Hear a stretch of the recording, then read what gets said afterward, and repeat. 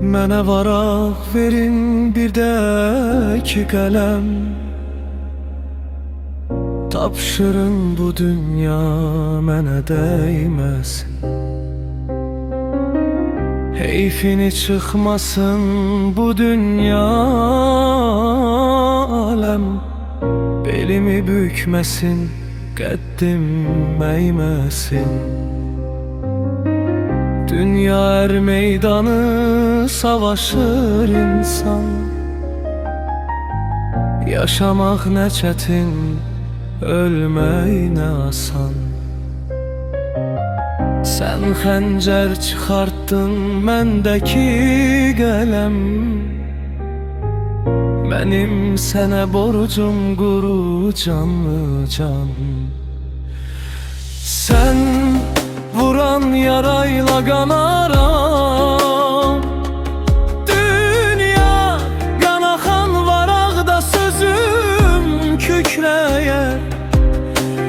Mən sənə bir qələm çaparam, dünya əsirlər keçsə də yeri göynəyər. Demək ki yetimdir şair əsrəti, vuraram çaparam dillənməz qəti. Dünya sənə yaddan sildin, silmədin ruhlarda yaşaram. Həyat nədir ki?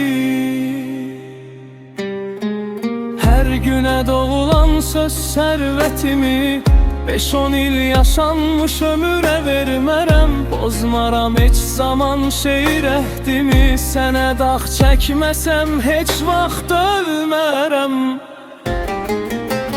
Sən zülümdə ginən, mən də söz deyim, bu nə cür ədavət, nə cür çəkişmə. Gəl sənin üzünə bir söz söyləyim, yeri getsən Allah mənə ilişmə.